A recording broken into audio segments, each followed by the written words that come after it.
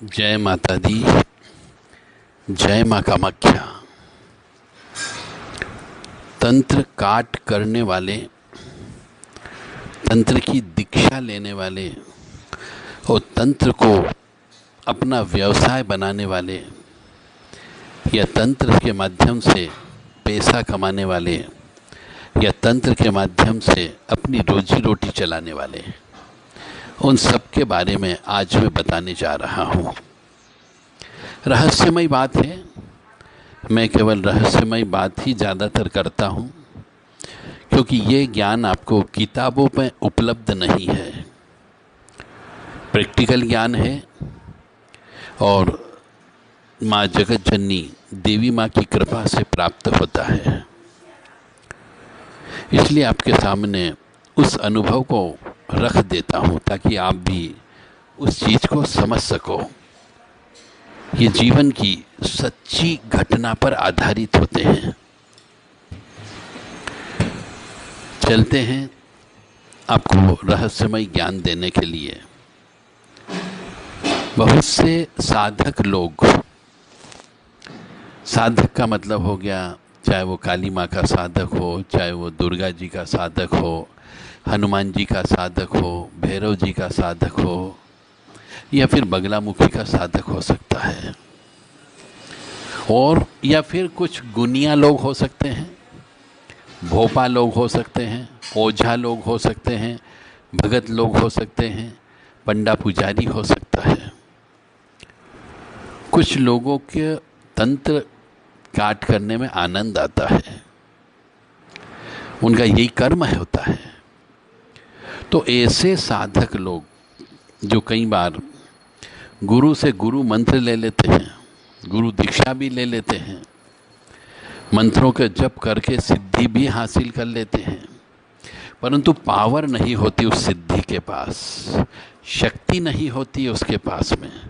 उन्हें ये मालूम ही नहीं होता कि हमारे साथ जो सिद्धियां चल रही है उसको हम कैसे बलिष्ठ करें, कैसे शक्तिशाली बनाएं। क्योंकि जब तक इन शक्तियों को शक्तिशाली नहीं बनाओगे तब तक वो आप दूसरों का काम नहीं कर सकते। कुछ लोग इसको परोपकार भी कहते हैं, पर मैं कहता हूँ ये परोपकार नहीं है। यदि हम किसी की समस्या को दूर कर रहे हैं, हम डॉक्टर हैं, तो हमें उस समस्या दूर करने के बदले में पारिश्रमिक मिलना चाहिए, क्योंकि हमारी भी जिंदगी है। हमें भी हर शौक करने का इच्छा होती है। जैसे आप जीते हो वैसे हमें भी जीने का हक है। जो आप खाते हो वो हमें भी खाने का हक है। जो आपको पसंद होता है वैसे मेरी भी अपनी शरीर की संरचना के अनुसार मेरी भी कुछ पसंद होती है, मेरी भी कुछ इच्छा होती है। उन इच्छाओं की पूर्ति कैसे होगी? इसलिए पारिश्रमिक लेना भी अनिवार्य होता है। तो मैं बात कर रहा था कि कुछ साधक लोग दूसरों की सहायता करने के लिए निकल पड़ते हैं और वो कहते हैं कि नहीं, मैं तंत्र जानता हूं, तंत्रोक्त क्रिया के माध्यम से मैं काट करूंगा। तो जब मनुष्य किसी दूसरे की मैटर में हाथ डालता है, यानी दूसरे की फटी में सीने की कोशिश करता है, यानी दूसरे मनुष्य को यदि कोई कष्ट आ रहा है तो उसके कष्टों को आप दूर करने का प्रयास करते हो अपनी शक्ति के माध्यम से। किसी को ऊपरी बाधा लग गई है, तंत्र बाधा लग गई है, खिलाई पिलाई लग गई है, तो इसका मतलब ये हुआ ये उसके पाप कर्मों का फल था, इसलिए तो उसके ऊपर ऊपरी बाधा लगी। पिछले जन्म के कर्म के अनुसार, पिछले जन्म के कर्म के अनुसार यदि वो किसी की हत्या करके आया है, किसी का पैसा खा करके आया है, किसी की धन संपत्ति को हड़प करके आया है, भाई के साथ धोखा करके आया है, माता पिता को कष्ट दे करके आया है, बहनों के साथ दुर्व्यवहार करके आया है, किसी गुरु को अपमान करके आया है, या ये कह सकते हैं अपन कि किसी गरीब का पैसा खा के आए हो, किसी गरीब के ऊपर अत्याचार किया हो, या ये भी कह सकते हैं कि अपनी पत्नी के ऊपर अत्याचार किया हो, अपने बच्चों के ऊपर अत्याचार किया हो, जो संपर्क में आता था उसके साथ धोखा किया हो। तो इन सब कारणों की वजह से इस जन्म में उसको कष्ट भोगना पड़ते हैं, और जब वो कष्ट भोगता है तो वो किसी तांत्रिक के चक्कर में जाता है, और ये साधक लोग उसकी फटी में हाथ डालते हैं। अरे उसको अपने पिछले जन्म के कर्मों का फल भोगना है।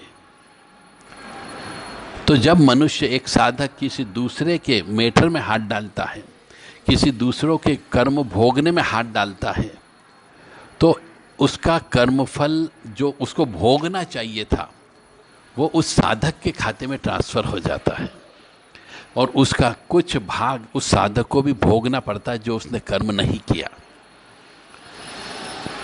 ये सत्य घटना है। यदि आप परेशान हैं और यदि आपकी परेशानी कोई तांत्रिक हटाता है, तो मान करके चलें आपके कर्मों का फल, जो आपने पाप कर्म किए थे, जो आपको भोगना चाहिए था कष्ट, वो कष्ट तांत्रिक भोगता है। तो उसको कर्म फल मिल जाता है, और उस पीड़ित व्यक्ति के कर्म फल से वह साधक जुड़ जाता है, और उसकी दशा, जो कर्म फल यानी खराब ग्रह की दशा का कुछ हिस्सा उस साधक को भोगना पड़ता है। और कुछ साधक जो जानकारी रखते हैं, वो उस कर्म फल को मंत्र चाप के माध्यम से, हवन के माध्यम से, योगिक क्रिया के माध्यम से, उतारे के माध्यम से अपने आप को सुरक्षित कर लेते हैं। यानी कि उसका वो जो हिस्सा उनको प्राप्त होगा कष्ट, वो कष्टों को हटा देते हैं अपने पास से। तो यदि आप किसी दूसरे का कार्य कर रहे हो तो सावधान हो जाओ। जितने भी तांत्रिक लोग हैं, गुनिया लोग हैं, भोपा लोग हैं, या छोटे मोटे आप क्रिया कर्म करते रहते हो, आप कहते हो मेरे पास सिद्धि है, काली माँ की है, मैं काम करता हूँ, मैं प्रेतों को हटाता हूँ, मैं ग्रह शांति करता हूँ, तो सावधान हो जाइए। और जब आप पूजा खर्च के बारे में उनसे बात करते हो कि साहब आपकी तांत्रिक क्रिया हो गई है, इसको हटाना पड़ेगा, चौकी लग गई हटाना पड़ेगा, प्रेत लग गया उसको हटाना पड़ेगा, तो खर्चा की बात आती है, तो सामने वाला व्यक्ति फ्री में आस करता है कि ये साधक आया तो इससे फ्री में काम करा लो। क्यों फ्री में करा लो? क्यों फ्री में कर दें? जो नियम है हमारे ऊपर, जब तुम्हारे कर्मों का फल हमें भोगना पड़ेगा तो उस कर्म फल को हमें किसी और पे भी तो उतारना पड़ेगा। उसके लिए भी हमें जप करना पड़ेगा, हवन करना पड़ेगा, तप करना पड़ेगा, पंडित जी रखना पड़ेंगे, उसके लिए भी पैसा खर्च होगा, हवन करने के लिए पैसा खर्च होगा, समय देना पड़ेगा जप करने के लिए। तो आपके कर्मों का फल हम क्यों भोगें? इसीलिए, और फिर यह था कि मैं आपकी दक्षिणा अपनी सुविधा अनुसार दे दूंगा। तो सुविधा अनुसार का मतलब क्या होता है? तो साधक मनुष्य को पहले किसी की फटी में हाथ डालने के पहले उससे बात कर ले, अन्यथा आपका नुकसान हो सकता है। आपका परिवार का कोई व्यक्ति मर सकता है, परिवार के व्यक्ति के ऊपर कोई तांत्रिक क्रिया अटैक कर सकती है, मतलब वो जो आप दूसरों के लिए हटाओगे वो आपके ऊपर आ सकती है। इसलिए दक्षिणा नहीं, फीस लीजिए, और जो आप उसके कर्मों का फल भोगोगे उनको भोगने के लिए आपको शक्ति अर्जन करने के लिए जप तप हवन अनुष्ठान कराना होगा, वह राशि अवश्य प्राप्त करें। किसी तांत्रिक के द्वारा अभिचारी कर्म कर दिया गया किसी व्यक्ति के ऊपर, और उस व्यक्ति के जीवन में परेशानी डाल दी हो, और आप साधक हैं, कराने वाला कोई और परिवार का ही कोई सदस्य होता है, करने वाला कोई तांत्रिक होता है, तो फिर वो व्यक्ति रोते हुए आपके दरवाजे पर पहुंचता है और दोनों की लड़ाई होती है, उसमें आप फालतू में फंस जाते हो। तो दोनों की लड़ाई में मार आपको भी पड़ेगी। यानी एक शक्ति एक परिवार के सदस्य ने दूसरे व्यक्ति के ऊपर छोड़ी, तो जो सीधी जा रही थी शक्ति उसको आपने अपनी ओर मोड़ लिया।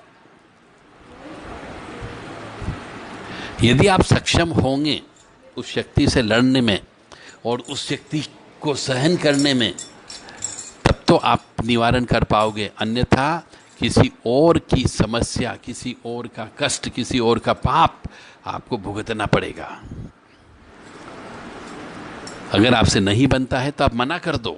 यदि कोई फीस नहीं देता तो मना कर दो।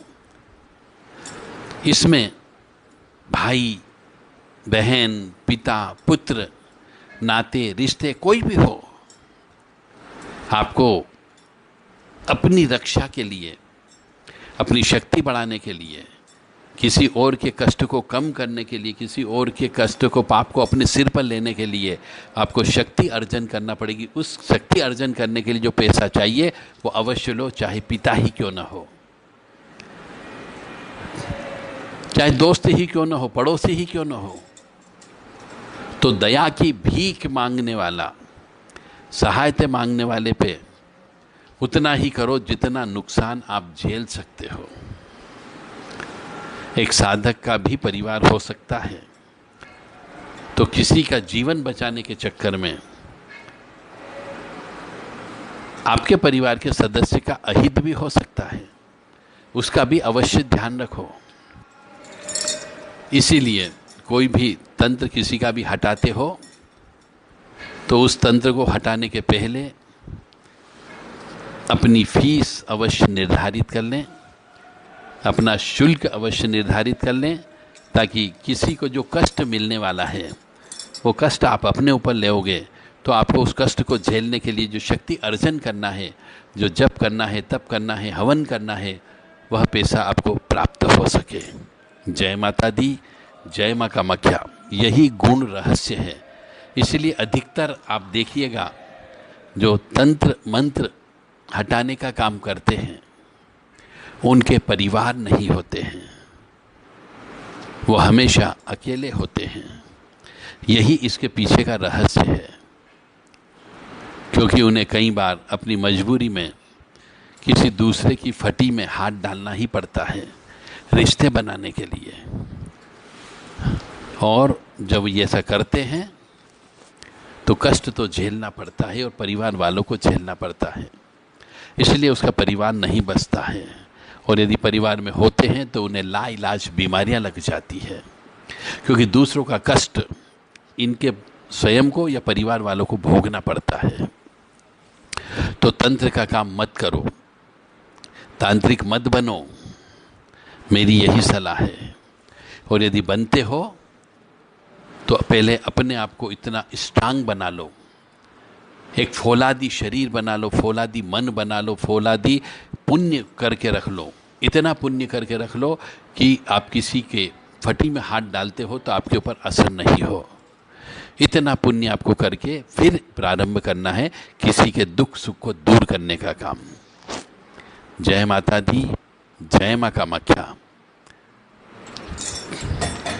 मुझे उम्मीद है कि जो तांत्रिक बनने की सोच रहे हैं वो 10 बार सोचें कि मुझे तंत्र का काम करना चाहिए या नहीं करना चाहिए, और करते हैं तो कौन कौन से नियम कानून का पालन करना चाहिए। जय माता दी।